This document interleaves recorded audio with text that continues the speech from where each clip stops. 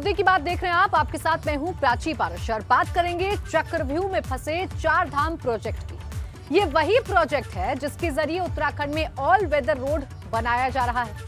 एक ऐसा रास्ता जिसमें 12 महीनों में कभी भी चार धाम की यात्रा की जा सके। लेकिन ये प्रोजेक्ट तैयार होने से पहले सवालों के घेरे में है। सुप्रीम कोर्ट में इसको लेकर कई याचिकाएं दायर की गई हैं। शिकायत करने वालों ने इस प्रोजेक्ट को पर्यावरण के लिए खतरनाक बताया है, लेकिन सरकार के लिए ये प्रोजेक्ट बहुत अहम है। इसके न सिर्फ धार्मिक दृष्टिकोण है, बल्कि चीन जैसे दुश्मन पर नजर रखने का ये मास्टर प्लान है। कैसे ये प्रोजेक्ट अहम है और क्या है इस पर सवाल, आप इस रिपोर्ट में देखिए।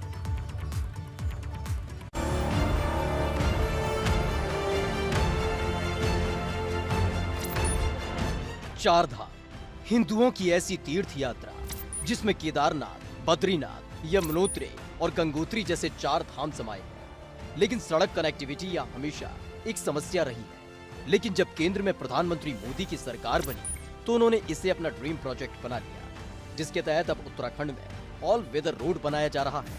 एक ऐसा रास्ता जिसमें 12 महीने में कभी भी किसी भी मौसम में चार धाम की यात्रा की जा सके। लेकिन तैयार होने से पहले ये प्रोजेक्ट सवालों के घेरे में आ गया है।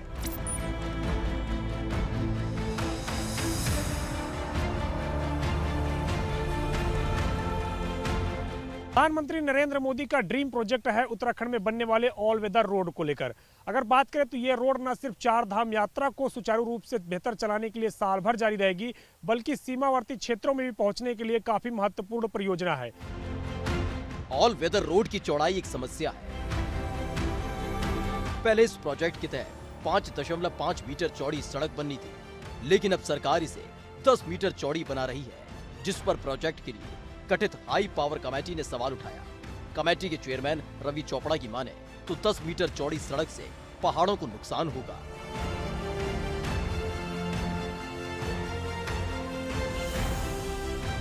पर्यावरण के लिए खतरनाक है ये रोड। सवाल उत्तराखंड के पर्यावरण का भी है। 7 फरवरी को उत्तराखंड के चमोली में आई आपदा ने इस पर सवाल खड़े कर दिए हैं। कांग्रेस नेता प्रदीप टमटा का कहना है कि यह प्रोजेक्ट धार्मिक दृष्टि से ठीक है, लेकिन पर्यावरण की दृष्टि से बेहद खतरनाक। लेकिन इसको लेकर तमाम सारे विपक्षी सांसद लगातार आरोप लगा रहे हैं। कांग्रेस के सांसद प्रदीप टमटा ने कहा है कि इससे न सिर्फ उत्तराखंड की भौगोलिक स्थिति खराब होगी, बल्कि पर्यावरण को भी काफी ज्यादा नुकसान होगा। आपदा के डर से विकास रोकना ठीक नहीं।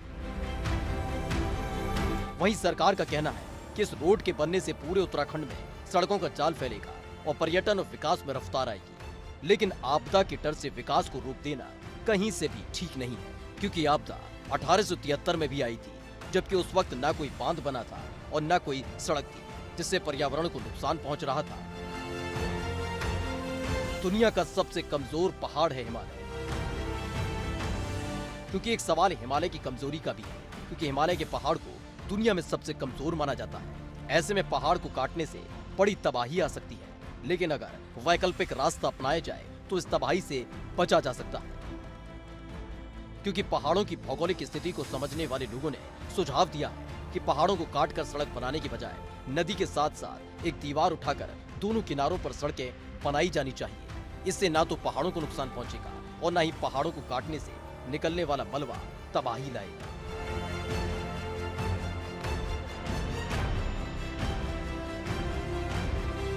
भारत के लिए क्यों अहम है ये प्रोजेक्ट? चारधाम प्रोजेक्ट की ऑल वेदर रोड पर न केवल उत्तराखंड सरकार बल्कि भारत के लिए भी काफी अहम है। राज्य और केंद्र सरकार के लिए प्रोजेक्ट धार्मिक पर्यटन की वजह से काफी महत्वपूर्ण हो जाता है। जिस तरह से केंद्र सरकार देश भर में धार्मिक पर्यटन पर जोर दे रही है, उसी तरह उत्तराखंड सरकार भी लिस्ट में है।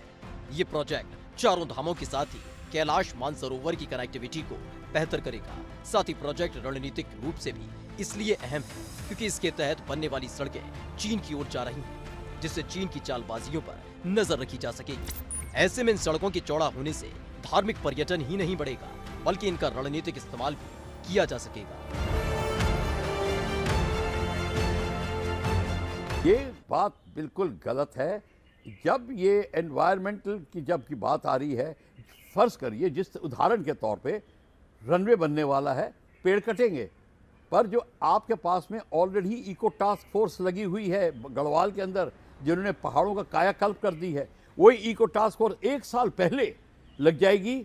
जितने पेड़ कटने वाले उतने पेड़ वैसे ही उगा देंगे। पहले टाउनशिप बनानी है तो एनवायरनमेंट में चेंज आएगा, पहाड़ तोड़े जाएंगे, पेड़ कटेंगे, पर अगर आप उतने ही पेड़ अगर लगा देते हैं कोई प्रॉब्लम नहीं है। मतलब भारत सरकार इस प्रोजेक्ट के जरिए उत्तराखंड का धार्मिक विकास पर तो जोर दे ही रही है, साथ ही इसके जरिए सीमा पर सुरक्षा का कवच तैयार किया जा रहा है। सरकार की ये योजना 12,070 करोड़ रुपए की है, जिसमें 825 किलोमीटर की सड़क बननी है। स्पीकर महोदय, सम्माननीय सदस्यों ने जिस सड़क का उल्लेख किया है वो देश के इतिहास की बहुत महत्वपूर्ण सड़क है। ये 4 धाम प्रोजेक्ट यानी बद्रीनाथ, केदारनाथ, गंगोत्री, यमुनोत्री को ऑल सीजन यानी साल भर हम कभी भी जा सकते हैं। अभी फिलहाल हम 6 महीने जा सकते हैं। तो इसके बारे में भारत सरकार ने ये महत्वाकांक्षी प्रोजेक्ट लिया है। आदरणीय मोदी जी ने इसका भूमि पूजन करके शुरुआत भी की है और ये टोटल प्रोजेक्ट 12,000 करोड़ का है। इसमें से 53 प्रोजेक्ट्स टोटल आते हैं, 53 पैकेजेस है प्रोजेक्ट्स में, 53 पैकेजेस है। उसमें से 13 पैकेजेस जो थे वो अंडर प्रोसेस है और 40 प्रोजेक्ट पर ऑलरेडी काम शुरू है। लेकिन पर्यावरण को नुकसान पहुंचाने को लेकर बात देश की सर्वोच्च अदालत तक पहुंच गई है। अब तक कई याचिकाएं दायर की जा चुकी हैं। अब 4 धाम प्रोजेक्ट का पूरा भविष्य सुप्रीम कोर्ट की सुनवाई पर टिका है। बहरहाल कई सारे एनजीओज के पीआईएल के बाद सुप्रीम कोर्ट में ये मामला चल रहा है। सुप्रीम कोर्ट में अभी सुनवाई चल रही है कि किस तरीके से पर्यावरण की दृष्टि को ध्यान में रखते हुए इस परियोजना को पूरा किया जाए, जिसको लेकर रक्षा मंत्रालय ने भी अपनी ओर से हलफनामा दायर किया है। सुप्रीम कोर्ट क्या कुछ इस पर अपना आदेश देता है, इसी के बाद भविष्य पर निर्भर करेगा कि कैसे ये ऑल वेदर रोड और ये 4 धाम परियोजना के लिए जो सड़क बननी है उसका निर्माण हो सकेगा। सुप्रीम कोर्ट के आदेश पर सभी की निगाहें टकी हैं कि किस तरीके से सुप्रीम कोर्ट का आदेश होगा और कैसे प्रधानमंत्री के ये ड्रीम प्रोजेक्ट पूरा होगा। करशन बिरपाल के साथ अविनाश तिवारी, एबीपी गंगा, दिल्ली। खबर मुरादाबाद से, जहां आज अखिलेश यादव के कार्यक्रम में सपा कार्यकर्ताओं और अखिलेश यादव के सुरक्षा कर्मियों ने मीडिया से बदसलूकी की। बदसलूकी नहीं कहेंगे, इसे हाथापाई कहा जाएगा। अखिलेश यादव आज मुरादाबाद दौरे पर थे, जहां वो पार्टी नेताओं के साथ एक होटल में मौजूद थे। तभी सपा कार्यकर्ताओं की भीड़ ने वहां मौजूद पत्रकारों से बदसलूकी शुरू कर दी। जब यह वाकया हो रहा था तब अखिलेश यादव भी वहीं पर मौजूद थे, लेकिन अपने कार्यकर्ताओं को काबू में करने की बजाय अखिलेश यादव ने पत्रकारों पर भाजपा के लिए काम करने का आरोप लगाते हुए ये कहा कि कार्यकर्ताओं ने पत्रकारों को मारा तो मारा। तस्वीरें देखिए, ये तस्वीरें बताने के लिए काफी हैं। उबैदुर रहमान मेरे सहयोगी जुड़ गए हैं, जो इस वक्त आप तस्वीरों में भी देख सकते हैं, विजुअल्स में आप देख सकते हैं। उबैदुर रहमान, देखिए हम तस्वीरों में देख रहे हैं कि किस तरीके की जद्दोजहद आपको भी करनी पड़ी वहां पर, जब सपा कार्यकर्ताओं ने बदसलूकी की और पत्रकारों पर हाथ उठाया। ऐसा क्या हो गया था जो इतने बिगड़ गए तेवर सपा कार्यकर्ताओं पर कि उन्होंने चौथे स्तंभ पर ही लोकतंत्र पे हमला कर दिया?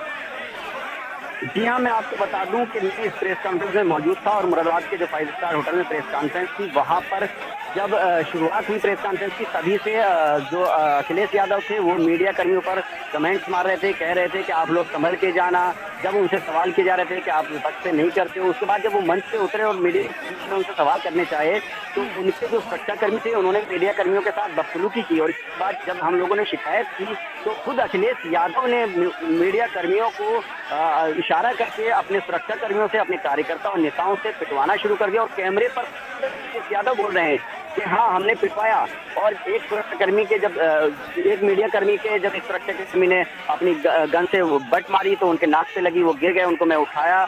उसके बाद अखिलेश यादव खुद कह रहे हैं कि हाँ हमने पिटवाया, हम पिटवा रहे हैं। और उसके बाद तमाम जो कार्यकर्ता थे, जो सुरक्षाकर्मी थे, वो मीडिया कर्मियों पर टूट पड़े और हॉल के अंदर दौड़ा कर पीटा। अब लगभग एक हम लोग, जब पुलिस आ गई, हम लोग छुपे हुए थे अलग अलग 5 स्टार होटल के किचन में, हम लोग छुपे हुए थे। पत्रकार लगभग 100 पत्रकार रहे होंगे, अलग अलग कमरों में छुप गए थे। और 1 घंटे बाद जब पुलिस आई है तो उन मीडिया कर्मियों को अस्पताल पहुंचाया गया जिनके चोट लगी है। मैं भी अभी जो आपसे बात कर रहा हूं पुलिस की गाड़ी में बैठा हुआ अपने, क्योंकि चलिए जो घायल पत्रकार था उसको लेकर अस्पताल। तो एक पूर्व मुख्यमंत्री ने जिस तरह से मीडिया के साथ बर्ताव किया और अपने नेताओं से, अपने सुरक्षा कर्मियों से पिटवाया, ये वाकई हमारे कैरियर में 12, 13, 14 साल के कैरियर में कभी हमने नहीं देखा कि इस तरह से कोई वीआईपी मीडिया कर्मियों के साथ बदसलूकी करा रहा हो, क्योंकि अक्सर और बेहतर होता है कि सुरक्षाकर्मी धक्का-मुक्की करते हैं, मीडिया कर्मी शिकायत करते हैं, तो जो वीआईपी होता है वो मीडिया कर्मियों को, अपने कार्यकर्ताओं को समझाता है। बिल्कुल रहमान, देखिए आप ये बहुत बड़ी बात बता रहे हैं कि पत्रकारों को छुपना तक पड़ गया, इस तरीके के हालात वहां पर पैदा हो गए। क्या अभी तक इस मामले में उबैदुर रहमान किसी समाजवादी पार्टी के नेता की कोई सफाई आई है, कोई प्रतिक्रिया सामने आई है? देखिए मैं आपको बता दूं, अखिलेश यादव अभी भी उसी होटल में मौजूद हैं और हजारों कार्यकर्ता पूरे मंडल मुरादाबाद के और तमाम नेता समाजवादी पार्टी के आज उसी होटल में मौजूद हैं। पुलिस ने हमें जाकर के निकाला है रसोई से, खुद मैं 1 घंटे के लगभग रसोई में बंद रहा, सारे किवाड़ हम लोगों ने बंद कर लिए। जो होटल का स्टाफ था उसने काफी कोऑपरेट किया और तमाम मीडिया कर्मियों को सुरक्षित स्थानों में छुपा के रखा जब तक पुलिस नहीं आ गई। अगर हम लोग नहीं छुपते तो पता नहीं वो जो हजारों की तादाद में कार्यकर्ता हैं वो क्या हाल करते, और कई मीडिया कर्मियों के चोटें भी आई हैं। अभी थोड़ी देर में पता चलेगा कि कितने लोगों की चोट आई है। तो बिल्कुल उबैदुर रहमान, जिस तरीके से आप बता रहे हैं कि वहां पर हालात बहुत बिगड़ गए थे और आपको छिपना पड़ा, और अगर पुलिस नहीं आती जैसा आप बता रहे हैं वहां पर कुछ बड़ा घटनाक्रम भी हो सकता था। उबैदुर रहमान, क्यों ना कहा जाए कि ये कहीं ना कहीं सियासी खींच है जो पत्रकारों पर निकल रही है? देखिए प्रेस कॉन्फ्रेंस 5:30 बजे बुलाई थी, उससे पहले जब हम पहुंचे लगभग 5 बजे तो होटल में धक्का मुक्की सपा नेताओं में आपस में चल रही थी, 5 स्टार होटल में जहां पर बहुत सभ्य लोग जाते हैं। हालांकि इन सब कार्यकर्ताओं को एक दूसरे होटल में बुलाया गया था जहां प्रशिक्षण शिविर चल रहा है, वहां से 2-3 किलोमीटर दूर। लेकिन ये कार्यकर्ता सब जब इनको पता चला कि अखिलेश यादव प्रेस कॉन्फ्रेंस करने वाले हैं, तमाम नेता और कार्यकर्ता होटल में पहुंच गए। और प्रेस कॉन्फ्रेंस के दौरान भी हमने अखिलेश यादव से जब ये सवाल किया कि आपके कार्यकर्ताओं का अनुशासन कैसा है कि वो तोड़फोड़ कर रहे हैं 5 स्टार होटल में उसने के लिए, तो अखिलेश यादव ने कहा कि आप लोग भी संभल के जाइएगा। उसके बाद जब अखिलेश यादव उतरते हैं तो जाहिर सी बात है कि अखिलेश यादव कहीं ना कहीं प्लानिंग के तहत से आज अपने कार्यकर्ताओं से पिटवाने के लिए, मीडिया पर अपना गुस्सा उतारने के लिए ही आए थे। बिल्कुल उबैदुर रहमान, देखिए आप बहुत बड़ी बात बता रहे हैं कि जब खुद उनका नेता ही इशारा करेगा तो कार्यकर्ता किस तरीके का सलूक करेंगे, वो तस्वीरें बताने के लिए काफी हैं। उबैदुर रहमान बने रहिए आप हमारे साथ, हम आपसे लगातार जानकारी लेते रहेंगे। फिलहाल हम तस्वीरें वहाँ की जरा अपने दर्शकों तक पहुँचा दें और ये दिखा दें कि लोकतंत्र के चौथे स्तंभ पर किस तरीके से हमला होता है, और इसे खुलेआम गुंडागर्दी नहीं तो फिर क्या कहेंगे, क्योंकि पत्रकार वहां पर अपना काम कर रहे थे, सवाल पूछ रहे थे और सवाल पूछना इतना नागवार गुजरा सपा कार्यकर्ताओं को कि उन्होंने हमला कर दिया।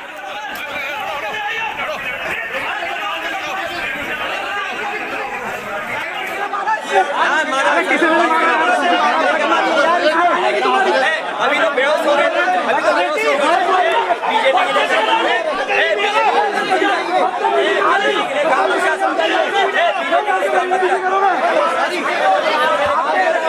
अभी तो सर अभी आपकी सरकार नहीं आई तब मारना है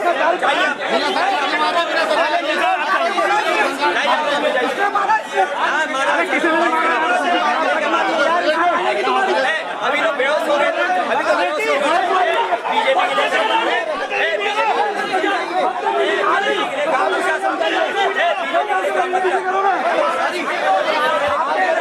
अभी तो सर अभी आपकी सरकार नहीं आई तब मारना है सरकार। देखिए आप इन तस्वीरों को देखकर अंदाजा लगा सकते हैं। सबसे बड़ा सवाल यह है कि क्या एक पूर्व सीएम को इस तरीके की भाषा शोभा देती है? एक पत्रकार के लिए वो बोल रहे हैं मारा तो मारा, जाइए अपना काम करिए, ये भाषा है। ये वो अखिलेश यादव हैं जो मुख्यमंत्री योगी आदित्यनाथ की भाषा पर सवाल खड़े करते हैं और खुद किस तरीके के शब्दों का इस्तेमाल कर रहे हैं अखिलेश यादव, वो उन्हें खुद देखना चाहिए। अब एबीपी गंगा भी बहुत सारे सवाल उठा रहा है। सवाल ये कि क्या पत्रकारों का सवाल पूछना गुनाह है? सवाल ये कि पत्रकारों से बदसलूकी कहां तक जायज है?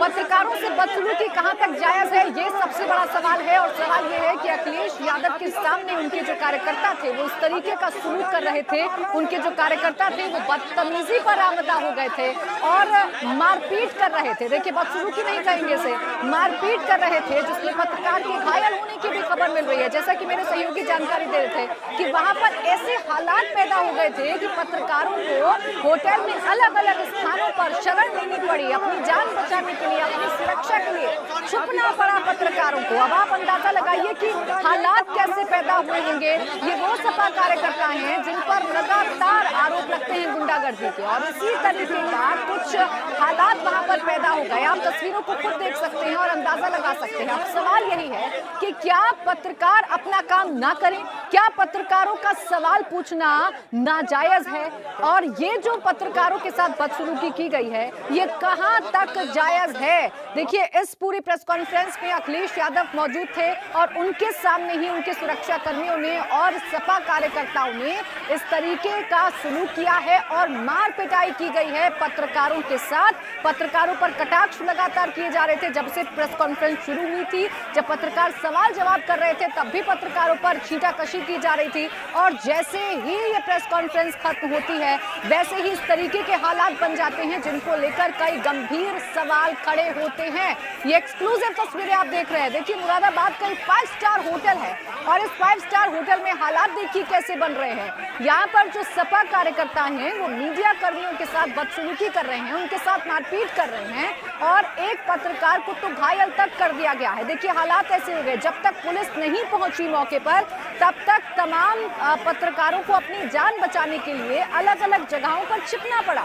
जैसा कि मेरे सहयोगी जो वहां पर खुद मौजूद थे, उबैदुर रहमान, जानकारी दे रहे थे कि वो वहां से भागकर किचन की तरफ गए और किचन में दरवाजे बंद उन्हें करने पड़े और अपनी जान बचानी पड़ी। जब पुलिस पहुंची और जब सुनिश्चित हुआ कि अब पुलिस पहुंची और हालात कंट्रोल में होंगे, तब जाकर पत्रकार किचन में से निकले हैं और उन्हें, अब जो घायल पत्रकार हैं, उन्हें अस्पताल में ले जाया जा रहा है। उबैदुर रहमान मेरे सहयोगी लगातार बने हुए हैं हमारे साथ। उबैदुर रहमान, जरा आप शुरुआत से घटनाक्रम बताइए। देखिए, खबरें तो ये भी थी कि अखिलेश यादव से मिलने की होड़ में जो सपा कार्यकर्ता थे वो आपस में ही भिड़ गए थे, उनमें भी सिर फुटबॉल की स्थिति आ गई थी। क्या कुछ हुआ जो हालात यहाँ तक पहुंचे? अखिलेश यादव को 5:30 बजे पहुंचना था, लेकिन वो लगभग 2 घंटा देर से आए, और उससे पहले हजारों सपा कार्यकर्ता और नेता जो है 5 स्टार होटल में जहां पर प्रेस कॉन्फ्रेंस रखी गई थी वहां पहुंच चुके थे और आपस में भी भिड़ रहे थे, तोड़फोड़ भी हुई। और उसके बाद जब अखिलेश यादव आते हैं, अखिलेश यादव से मीडिया सवाल करता है। अखिलेश यादव मीडिया के सवालों के जवाब देते देते मीडिया वालों को छोटा पत्रकार, बड़ा पत्रकार भी कह देते हैं। और उसके बाद जब पत्रकारों ने अखिलेश यादव से सवाल किया कि आपके कार्यकर्ता इतना हुड़दंग मचाते हैं, अनुशासन नहीं रखते हैं, क्या कहना चाहेंगे, तो उन्होंने कहा कि आप भी संभल के जाइएगा। और उसके बाद जब प्रेस कॉन्फ्रेंस खत्म होती है, अखिलेश यादव जैसे उतरते हैं मंच से, मीडिया कर्मी सवाल करना चाहते हैं तो उनके जो सुरक्षा गार्ड हैं वो मीडिया के साथ धक्का मुक्की करते हैं। उसके बाद अखिलेश यादव से जब शिकायत करते हैं तो खुद अखिलेश यादव मीडिया कर्मियों के ऊपर जो है हावी होने की कोशिश करते हैं, और जो उनके नेता थे, कार्यकर्ता थे, वो मीडिया कर्मियों के साथ धक्का मुक्की शुरू कर देते हैं, मारपीट शुरू कर देते हैं। और अखिलेश यादव खुद कहते हैं, जब एक मीडिया कर्मी घायल हो जाते हैं तो कहते हैं कि हाँ, हमने पिटवाया अखिलेश यादव। और उसके बाद अखिलेश यादव की ये कहते ही फिर जो मारपीट शुरू की है सुरक्षा गार्डों ने, और जो बाउंसर थे उनके साथ प्राइवेट, और जो उनके नेता और कार्यकर्ता थे, तो उसके बाद होश नहीं था किसी को कि किसका कैमरामैन कहाँ गया, कौन रिपोर्टर कहाँ गया। जिसको जहाँ जान बचाई गई वो बचाने में लगा हुआ था, और अफरा तफरी का माहौल बन गया। उसके बाद हम लोग रसोई में जाकर के घुस गए, किवाड़ बंद कर लिए। उसके बाद हम लोगों ने डीएम, एसएसपी को फोन किया, अधिकारियों को, आला अधिकारियों को फोन किया, अपने ऑफिस इन्फॉर्म किया, और उसके बाद लगभग 1 घंटे में पुलिस आई। लेकिन पुलिस अभी इतनी नहीं थी कि उनको कुछ कह पाती उन गुंडों को जिन्होंने मीडिया कर्मियों को बिल्कुल। देखिए, आपको रोकना चाहूंगी, रितेश गुप्ता, भाजपा विधायक मुरादाबाद, हमारे साथ जुड़ गए हैं। रितेश जी, स्वागत है आपका एबीपी गंगा पर। आपके शहर में देखिए क्या कुछ हो रहा है, पत्रकारों के साथ मारपीट की गई है, पत्रकारों के साथ बदसलूकी की गई है समाजवादी पार्टी के कार्यक्रम में। मेरे को इस घटना के बारे में पता चला है जी, बहुत निंदनीय घटना ये है, और हमारे पत्रकार भाइयों के साथ जो मार पिटाई की गई है बहुत गलत है ये। इसकी मैं घोर निंदा करता हूँ। पत्रकार समाज का आईना होते हैं और हमारे अर्थव्यवस्था के चौथे स्तंभ हैं। उनका साथ ऐसा व्यवहार करना बहुत निंदनीय है, और जिन लोगों ने ऐसा किया है उनके खिलाफ कठोर से कठोर कार्रवाई होनी चाहिए। बिल्कुल रितेश जी, देखिए मेरे सहयोगी खुद वहां पर मौजूद थे और वो खुद ये जानकारी दे रहे हैं कि देखिए वहां पर हालात ऐसे पैदा हो गए थे कि उन्हें छिपकर अपनी जान बचानी पड़ी थी। ऐसा लग रहा था कि मानो समाजवादी पार्टी के कार्यकर्ताओं के रूप में गुंडे वहां पर हों और उनके साथ मारपीट कर रहे हों। ऐसे क्यों भावना वहां पर पैदा हो रही है, ऐसा हालात क्यों पैदा हो रहे हैं कि पत्रकारों पर ही हमला हो जा रहा है? नहीं, समाजवादी पार्टी के बारे में तो सब लोग जानते हैं, 2012 में इनकी सरकार बनी, 2017 में अपनी गुंडई की वजह से, अपने आतंक की वजह से इनको जनता ने हार का सामना दिखाया और अपनी ये गुंडई से अभी भी बाहर नहीं आ पा रहे हैं। और इसका जवाब इनको जनता भी देगी और सब लोग इसका जवाब देंगे। रितेश जी, देखिए इस प्रेस कॉन्फ्रेंस में अखिलेश यादव भी मौजूद थे और जिस वक्त ये पूरा घटनाक्रम हुआ है, जिस वक्त पत्रकारों पर हमला हुआ है, वो भी वहीं पर मौजूद थे और अपने कार्यकर्ताओं को समझा नहीं रहे थे। वो इस पर क्या कहेंगे आप? नहीं, जब मुखिया अगर ऐसा कर रहे, मुखिया के रहते हुए और पत्रकारों के ऊपर हमला हो रहा है तो बहुत निंदनीय है और ये बहुत बड़ी ब्लंडर है ये समाजवादी पार्टी की। इसका खामियाजा इनको भुगतना पड़ेगा। बिल्कुल हितेश जी, देखिए निंदा तो आप लोग कर रहे हैं, लेकिन सवाल अब पत्रकारों की सुरक्षा को लेकर है। क्या कुछ कदम सरकार की तरफ से ऐसे उठाए जाएं जो ऐसे हालात तो पैदा ना हो? नहीं, बिल्कुल इसमें जो भी सुरक्षा प्रदान की जानी होगी इसके बारे में एसएसपी और डीएम साहब से बात करूंगा जी। और जिन लोगों ने इस तरह की गुंडाई करी है उनके खिलाफ कार्रवाई होनी चाहिए और वो लोग जेल जाने चाहिए। इस संबंध में भी एसएसपी साहब से बात की जाएगी। शुक्रिया आपका रितेश जी, हमारे साथ जुड़ने के लिए और हमसे बातचीत करने के लिए। तो देखिए विधायक हमारे साथ जुड़े जो ये कह रहे हैं कि पत्रकारों पर जिन्होंने हमला किया है उन पर हम कार्रवाई करवाएंगे, उन लोगों पर एफआईआर दर्ज होगी और उन्हें जेल में डाला जाएगा, क्योंकि इस तरीके का व्यवहार कतई भी स्वीकार नहीं किया जाएगा। तस्वीरें आप लगातार एबीपी गंगा पर देख रहे हैं और ये एक्सक्लूसिव तस्वीरें आप देख रहे हैं, जिसके बाद हम सवाल खड़े कर रहे हैं कि क्या सवाल पूछना जायज नहीं है? क्या पत्रकारों के सवाल पूछने पर भड़कना जायज है? क्या इस तरीके का व्यवहार करना जायज है? ये बहुत ऐसे अहम सवाल हैं जो खड़े हो रहे हैं, क्योंकि पत्रकार लोकतंत्र के चौथे स्तंभ हैं और जब चौथे स्तंभ पर इस तरीके का हमला किया जाएगा तो बहुत सारे सवाल हैं जो खड़े हो जाएंगे। सपा कार्यकर्ताओं की तरफ से ये गुंडागर्दी की गई है। दो तस्वीरें हम आपको दिखा रहे हैं। देखिए पहली तस्वीर में आप देखिए कि कैसे मीडिया कर्मियों को वहां पर जद्दोजहद करनी पड़ रही है अपनी जान बचाने के लिए, क्योंकि सपा कार्यकर्ताओं ने उन्हें घेर लिया है और गुंडागर्दी साफ तौर पर देखने को मिल रही है। दूसरी तस्वीर हम इसलिए कह रहे हैं हैरान कर देने वाली है क्योंकि खुद अखिलेश यादव जो कि सपा अध्यक्ष हैं, इस सूबे के पूर्व सीएम हैं, वो मौजूद थे वहां पर, उनके सामने ही सब कुछ होता रहा। इसीलिए हैरान कर देने वाली तस्वीरें हैं जहां पत्रकारों के इसके साथ सिर्फ बदसलूकी नहीं की गई है बल्कि हाथापाई की गई है। वहां पर ऐसा माहौल बना दिया गया है कि जो मीडिया कर्मी हैं अपनी जान बचाने के लिए वहां से भागे और जिसको जहां जगह मिली वहां पर जाकर अपने आप को छिपाया है।